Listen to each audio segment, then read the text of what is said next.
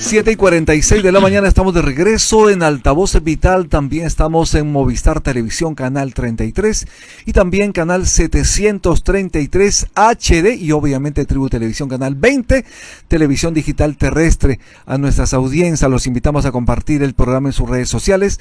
Estamos de lunes a viernes a las 7 en punto aquí en las instalaciones de Radio Vital. Nos acompaña el diplomático Gustavo Otero. Buenos días, ¿cómo está usted, embajador? Bienvenido a Altavoz. ¿Cómo está usted? Bienvenido, muchas gracias. Buenos días, gracias por la invitación. La situación internacional complicada, idas y vueltas, una guerra que no termina, complicaciones en Oriente Medio, decisiones del presidente Donald Trump de ida y vuelta de aplicar aranceles, China responde. Usted, como diplomático de carrera, ¿cómo ve esta situación? Bueno, son diferentes temas, ¿no es cierto? Pero en un contexto global complicado. Así es, así como tú lo señalas. Efectivamente tenemos la guerra de Israel contra Hamas, organización terrorista, de otro lado Rusia con Ucrania, y como tú señalas, las últimas medidas de Trump respecto a los aranceles, ¿no es cierto? En lo que respecta al primer tema, esta guerra entre Israel y la organización terrorista Hamas es producto de una invasión que realizó Hamas el 7 de octubre del año 2023. Ingresó a territorio israelí.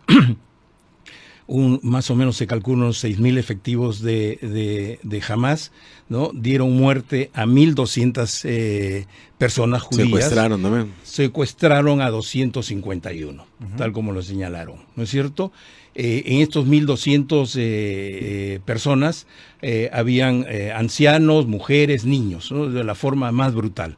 Entonces, y secuestraron a las 251 personas. Eso motivó que Israel ingrese a territorio de Gaza, un territorio el cual, como ustedes saben, ya Gaza, Israel ya había abandonado en el 2005, ya había salido, todos los israelíes que vivían en Gaza habían salido, pero Hamas, organización terrorista declarada así por la Unión Europea y muchos países,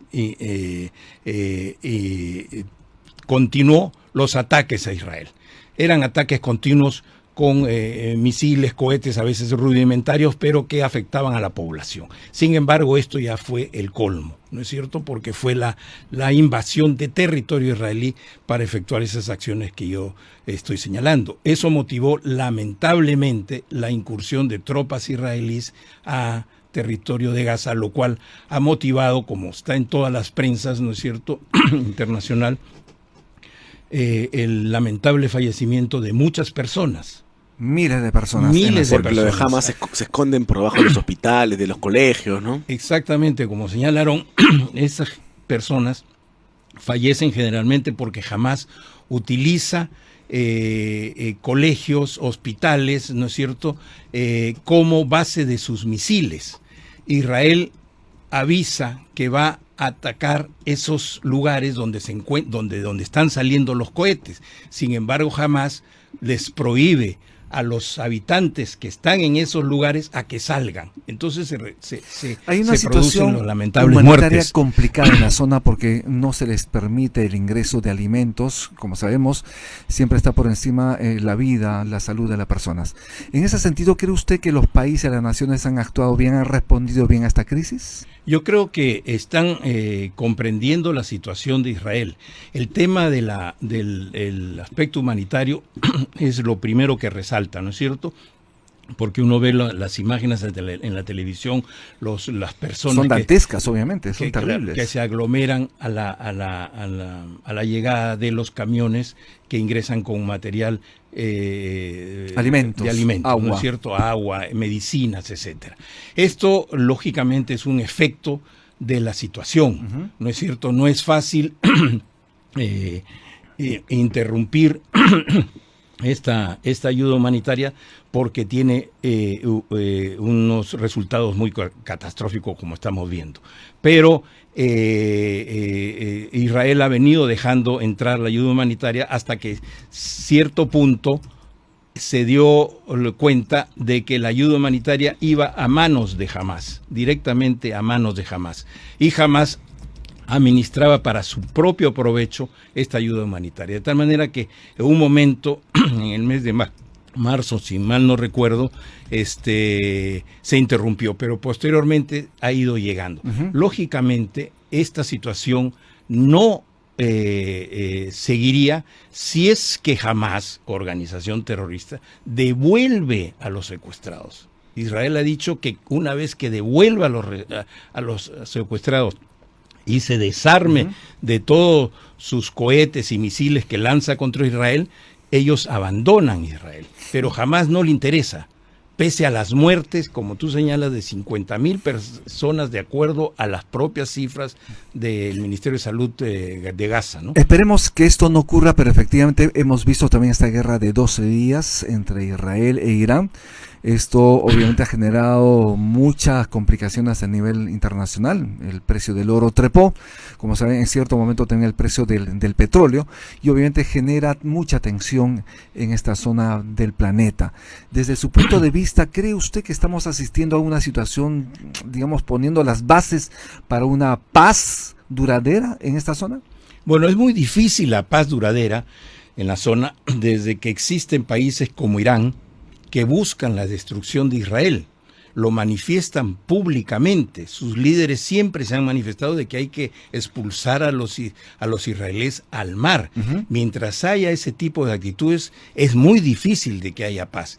Inclusive en una plaza de Teherán había un reloj con cuenta regresiva, ¿no es cierto?, que decía que hasta el año 2040 iba a ser eliminado Israel de ese lugar. De tal manera que con esa situación, Israel se vio obligado, ¿no es cierto?, a atacar las instalaciones nucleares. ¿Por qué? Por el enriquecimiento de uranio, que ya estaba a un 60%, muy cerca de elaborar una bomba nuclear.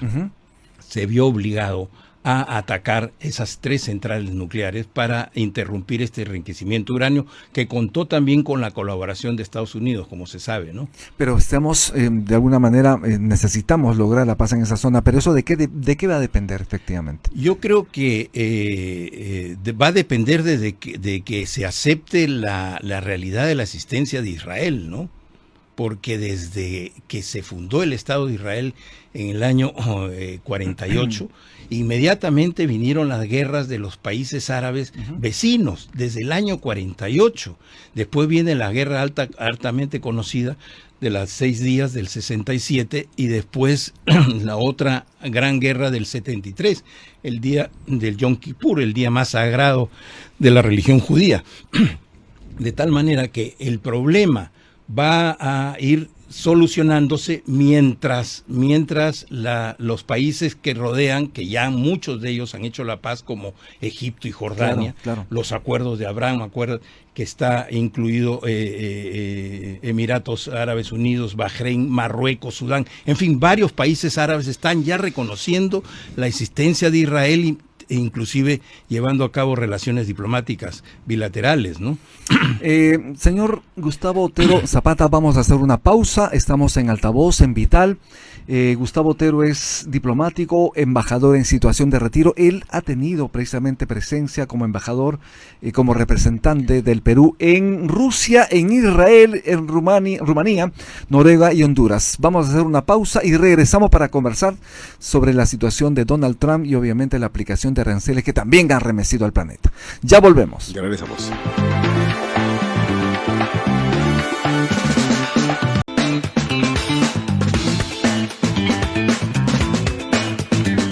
Estamos de regreso en Altavoz por Vital 91.1 FM y Tribu Televisión, Canal 20, y Movistar, Canal 33 y 733 HD. Estamos conversando con el embajador Gustavo Otero acerca de la guerra entre Israel y, como bien lo ha dicho, contra los terroristas de Hamás. Como somos un medio interactivo, tenemos una pregunta que está en las redes sociales, en nuestra transmisión de YouTube. Explíquenos cómo entró Hamás cuando Israel tiene la más avanzada tecnología de vigilancia. ¿Qué pasó? ¿Qué sucedió ahí? Efectivamente, tiene un sistema de vigilancia muy bueno, pero no es infalible. No es infalible. No es, de tal manera que en esta oportunidad falló. falló y ocasionó se ha ocasionado esta situación, ¿no? Es muy importante que usted aclare que es guerra entre Israel contra los terroristas de Hamas. No es Israel contra el Medio Oriente, ¿no? Efectivamente, Aarón, no es una guerra, inclusive contra algún país vecino que puede estar hostigando a Israel, o se habla a veces guerra de Israel contra Palestina. Contra Palestina. No es así. Es Israel contra una organización terrorista que, como te lo dije anteriormente, ha sido reconocido por toda Europa como tal y muchos países también. Inclusive la Secretaría General de la OEA en el año 21, ¿no? Resaltó este hecho que comentábamos anteriormente de la muerte de civiles producido, decía la Secretaría General de la OEA en esa ocasión, por el uso de escudos humanos por parte de Hamas, ¿no? Las dictaduras de Medio Oriente quieren desaparecer Israel. Efectivamente, desde el año 48 de su fundación han venido con esa intención, pero como ya lo señalé, hay muchos países, sobre todo los importantes de frontera, Estados Unidos, que siempre le ha dado su respaldo, pero Egipto y Jordania. Hay que acordarse que para hacer la paz con Egipto, por ejemplo, Israel devolvió todo el Sinaí, que es un territorio 5 veces más grande que Israel, ¿no? Y eso lo devolvió y se retiró de Egipto. Con Jordania hizo también una serie de acuerdos para hacer la paz y establecer relaciones diplomáticas, ¿no? Así es, fue muy importante también la incursión de Estados Unidos al destruir las bases nucleares de Irán. ¿Usted cómo vio esa acción? Bueno, fue una acción sincronizada entre los dos países, ¿no? Porque la base de Fordo, y si mal no recuerdo, está a mucha profundidad, y el armamento israelí, los cazas israelíes no iban a destruirlo. Sin embargo, sí lo podían hacer los bombarderos norteamericanos. En efecto, que parecen unas palomas, ¿no? Así es, ¿no? Uno de última generación. Así es. Y que penetran hasta 100 metros debajo de concreto. De tal manera que es por eso que intervino Estados Unidos en este caso de esa central nuclear. Es peligroso que una dictadura como Irán tenga armas nucleares, ¿no? Definitivamente, ¿no? Sobre todo teniendo en cuenta esa amenaza, ¿no?, contra Israel. Sí, no iban a dudar en usarlos en cualquier momento. En cualquier momento. ¿Por qué? Porque sí, ellos quieren la destrucción de Israel. Para eso han empleado a Hamas. Hamas es un proxy de Irán, igual que Hezbollah, igual que era el régimen de Assad en Siria, que ha caído. Que cayó, sí. Que se debilitó. Y cayó precisamente porque Israel había debilitado a Hezbollah, que era uno de los principales sostenes de Assad, ¿no? Por eso es que el Ahmed al-Sharaa, que es el nuevo líder, pudo hacer rápidamente la toma de Damasco, que había demorado años, ¿no? ¿Y qué falta para que caigan los terroristas de Hamas? Bueno, que la comunidad internacional apoye a Israel en esta lucha contra esta organización terrorista, ¿no? Porque los conviene a todos. No puede ser de que una organización terrorista establezca reglas y crea que está actuando de buena forma, ¿no? De tal manera que esperemos de que esta guerra termine como se ha planteado con la eliminación del terrorismo. No podemos dejar de eliminar a las organizaciones terroristas, porque si no van a surgir por todo lado, porque van a tener ese ejemplo de Hamas y van a decir, mira, si Hamas ha triunfado, ¿no es cierto?, podemos hacerlo también en este país o en este país. Y es peligrosísimo, ¿no? Es muy peligroso, ¿no? Mi compañero Rubén Ceballos, antes de retirarse, comentó acerca de los aranceles aplicados por Donald Trump, que lo usa como una herramienta para negociar o para castigar a los países. ¿Usted qué opina de ello? Efectivamente, tal como lo has dicho tú, lo emplea con esos fines, ¿no? Además de uno tercero que yo añadiría, que es su propia economía, ¿no? Sí. Su propia economía. De tal sí, desde que asumió Trump, anunció que iba a suceder iba a tomar estas acciones, ¿no? Claro que, como hemos visto, ha ido cambiando, porque estableció con la pizarra que mostró en su Sí, al conferencia final de que ven prensa, nada esa pizarra, ¿no? claro, unos aranceles de 140 o algo a China, y después han quedado en bajo, ¿no? Muy bajo, Sí. con respecto a otros países han negociado también. Ahora estamos en un arancel flat de 10%, con excepción de algunos países, pero generalmente es el 10%, ¿no? Pero la teoría nos dice que los aranceles finalmente perjudican al consumidor final, ¿no? El ciudadano estadounidense en este caso, ¿no? Así es, esa es una cuestión que se está viendo casualmente en Estados Unidos, porque hasta el momento no se ha producido esa situación, ¿no? Por el contrario, hay una gran recaudación que se ha llevado a cabo en estos meses, que nunca se ha visto una recaudación a través de los aranceles, ¿no?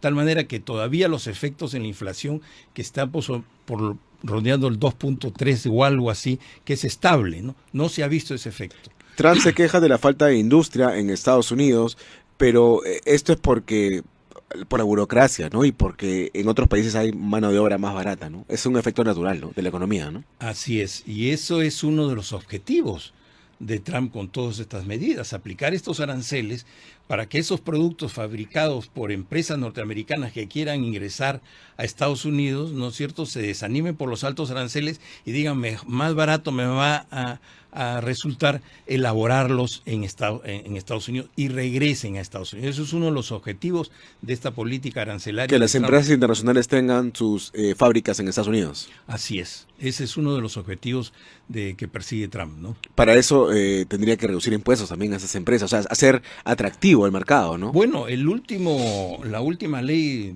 Big Beautiful Bill, ¿no? La BBB, casualmente plantea una reducción de impuestos, ¿no? De tal manera que ese es más o menos la estructura que tiene Trump, ¿no? Claro, pero ¿usted cómo califica a Trump? ¿Es un nacionalista, un proteccionista? Yo creo que quiere interpretar el sentimiento americano, ¿no? De la grandeza americana, ¿no? Por eso es que el lema ese, ¿no? Make America Great Again. America Great Again, ¿no? MAGA, ¿no? Sí. Eso es lo que quiere hacer sentir, y eso lo hizo durante la campaña, que le resultó, porque tuvo resultados en estados donde antes nunca había ganado los republicanos, ¿no? Parece que le resultó bien, ¿no? Sí. ¿Y cómo ve la crisis migratoria, no? Porque hemos visto en Francia principalmente problemas, hay ocupas, ¿no? Que sacan a los franceses de sus casas. Luego de que el PSG campeonó la Liga de Campeones hubo disturbios. ¿Qué está sucediendo? Bueno, la migración en esa parte de Europa casualmente se debe por la inestabilidad en el Medio Oriente, ¿no? O el norte de África. Son muchos de Libia, por ejemplo, Sí. que tienen cerca Italia y entran, o también Siria, que huían de Siria y entraban a Turquía y después querían seguir para Europa. Alemania, acuérdate, hizo una política de recepción de inmigrantes que llegaron como 1 millón en la época de Merkel, ¿no? Tal manera que eso está produciendo, sí, trastornos sociales, ¿no? Ha motivado también el surgimiento de líneas duras de extrema derecha en Así Alemania, por ejemplo, y Austria, ¿no? Tal manera que es un problema realmente muy difícil, ¿no? Porque los islamistas no se mimetizan con la población, no hay digamos, una mixtura, ¿no? Ellos se mantienen alejados de la ciudadanía. Claro, ese es uno de los problemas que se ve en Europa, ¿no? Que los gobiernos están preocupados porque por esas diferencias sociológicas, ¿no es cierto? No aprenden el idioma, ¿no? Del país. Así es, ¿no? Se les obliga a las mujeres Quieren mantener sus costumbres, ¿no? usar todos los velos, ¿no? Entonces eso también está produciendo una diferencia social, ¿no? Sí, y es complicada. ¿Usted cómo califica en ese sentido entonces o cómo evalúa la política migratoria de Donald Trump? Porque cada país tiene derecho a expulsar a los migrantes ilegales, nos guste o no, ¿no? Porque están en la ilegalidad, ¿no? Es cierto, tal como lo señalas, ¿no? Los países tienen fronteras, no es que no existan fronteras. Casualmente existen fronteras para eso, para controlar el ingreso, ¿no? Porque desde el lado romántico diríamos son la fuerza laboral del país, pero desde el otro lado también no se puede abrir las puertas a todos porque ingresan delincuentes, etcétera, ¿no? Así es, ¿no? Ese problema en Estados Unidos lamentablemente ha crecido mucho de la inmigración, ¿no?, ilegal a través de la frontera sur de Estados Unidos, a través de México. Hemos visto siempre las caravanas que ya salen organizadas de todo Centroamérica, países que se van organizando camino y llegan a México y tratan de ingresar, ¿no? Eso ya por décadas, ¿no? Ahora se ha ido agudizando. Entonces Trump ha establecido estos límites a la inmigración que obviamente está afectando a todos, ¿no? Todos los que quieren ingresar ilegalmente. Así es.